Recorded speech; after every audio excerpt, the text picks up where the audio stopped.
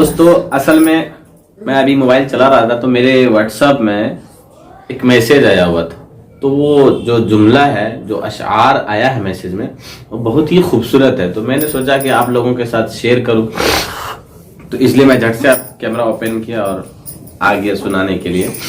तो लिखने वाले लिखते हैं कि एक मजदूर की गुर्बत का खजाना बेटी, एक मजदूर की गुर्बत का खजाना बेटी, गमजदा बाप के हंसने का बहाना बेटी, बाप के टूटती सांसों का मसीहा बेटी, बाप की टूटती सांसों का मसीहा बेटी, बाप के होठों का मखसूस तराना बेटी।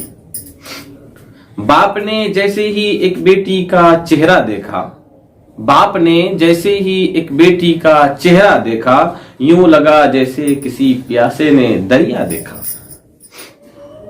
बाप की राह में आंखें बिछाए बेटी, बाप की राह में आंखें बिछाए बेटी, कभी घर में कभी दरवाजे पे आए बेटी।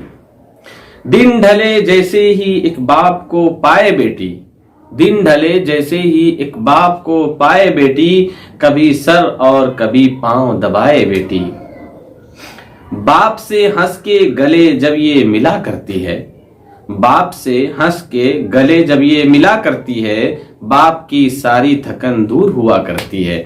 वीडियो अच्छा लगा तो वीडियो को लाइक कीजिए और अपनी बेटी के लिए इसको शेयर कर दीजिए।